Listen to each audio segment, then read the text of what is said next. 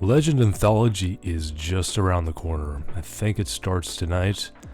And if you're wondering what deck you should play, the answer is most definitely Dark Magician. With the new DM support, you pretty much have all the things you need in a toolkit to, well, pretty much win. Because you just have so much stuff that other decks may not have access to.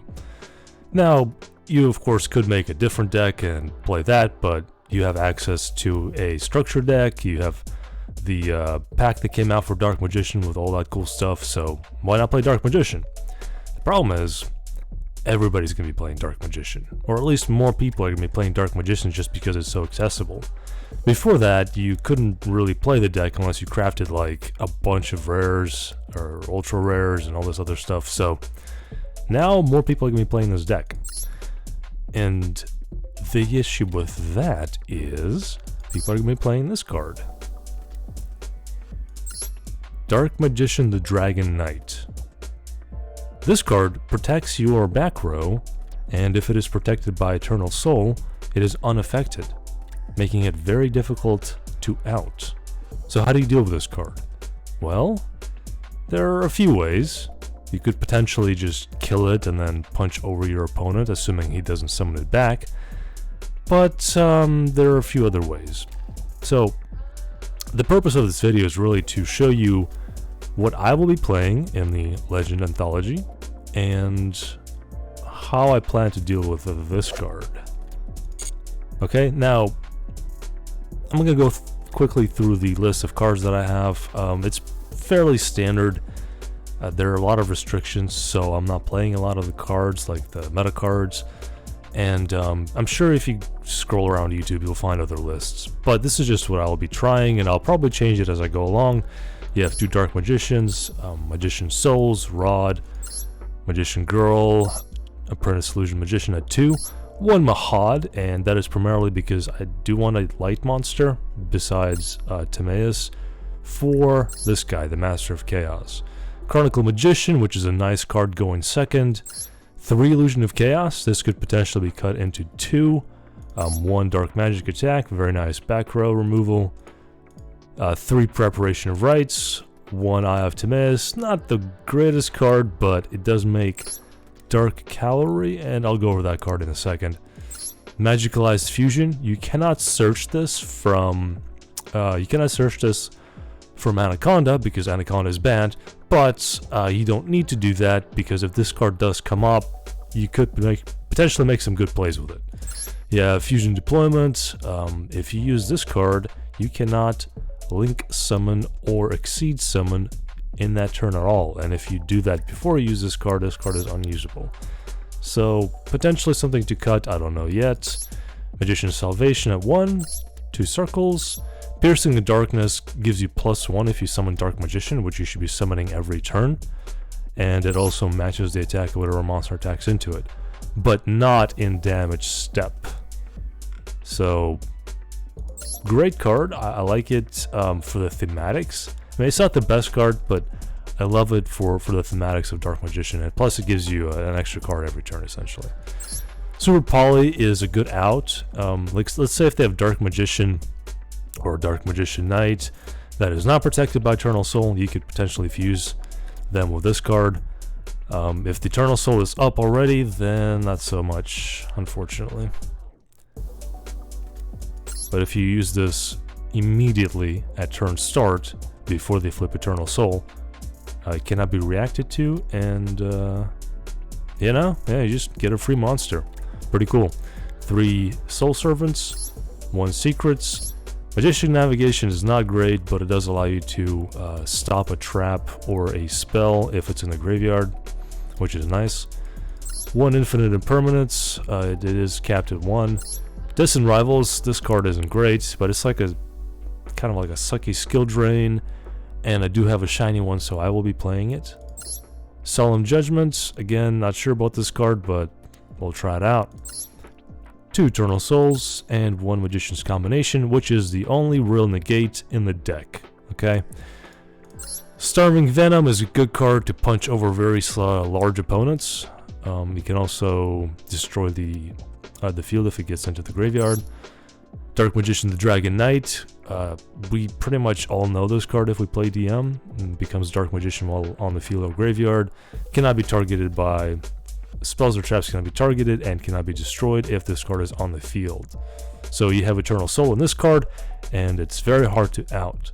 Now, Dark Cavalry is kind of like a questionable choice, but it does gain attack for every spell or trap, and if it attacks a defense position monster, you inflict piercing battle damage. This is really the only reason I have this card, is if you have a defense position monster and the opponent is playing defensively, you can potentially do some damage with this card. I don't believe I'll be summoning this very often, but it does help in some matchups, particularly if the opponent is unaffected by everything and is in defense position. You could do a little bit of damage. Dark Magicians, great card. You should know what it does. Master of Chaos is a cool card, not because it banishes the opponent monsters, but because it can summon, special summon from the graveyard, one light or one dark monster. So you can use it offensively to basically go for game.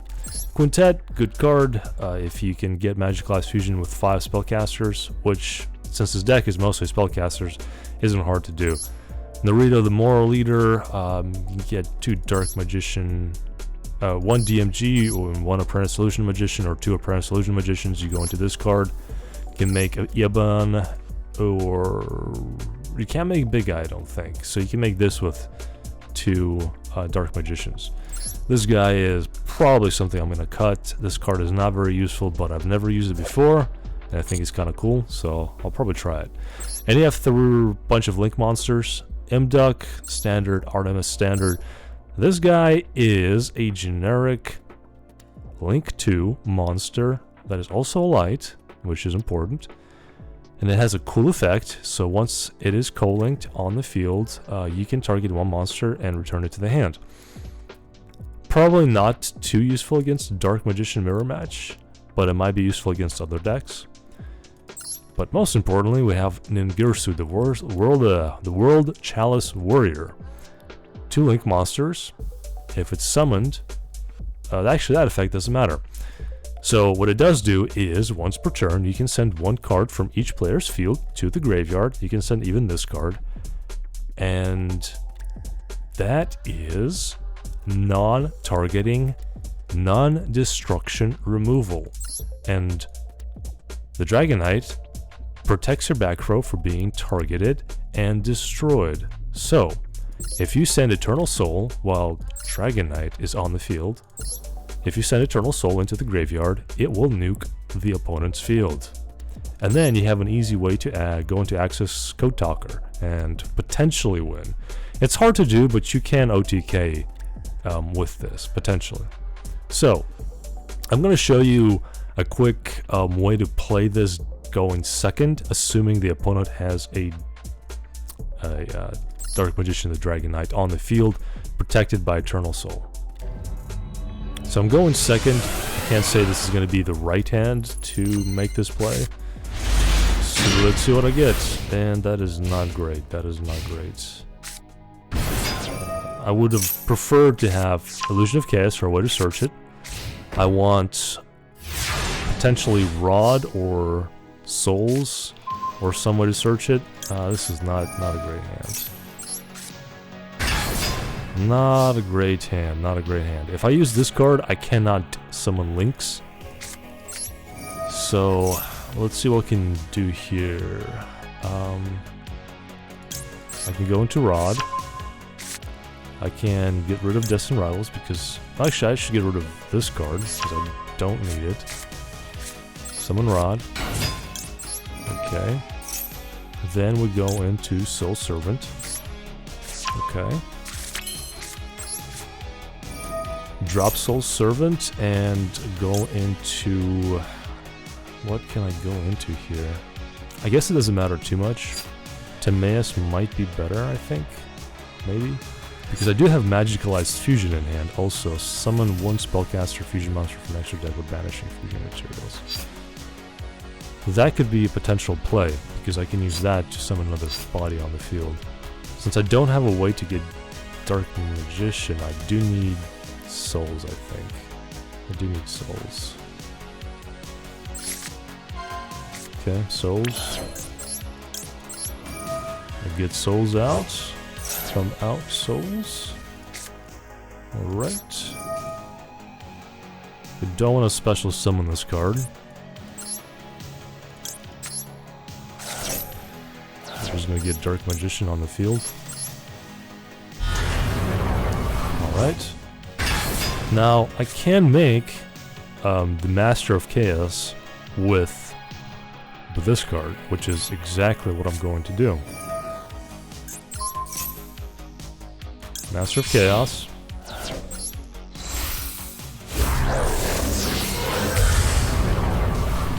Okay. Immediately summon back Dark Magician. And we're gonna put him here. Alright, so here is the play. This was a completely random hand. This is the first time I've done this. I'm gonna make this guy with Mahad and Rod.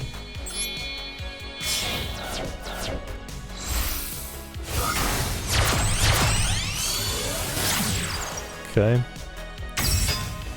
We go into Imduk. Now this effect isn't going to matter too much if it's a Dragon Knight here instead of a Apprentice Illusion Magician. But if it is co-linked, you can return one card to the hand. So we did that. And then we go into Ningirsu. Yep, we're going to Ningirsu.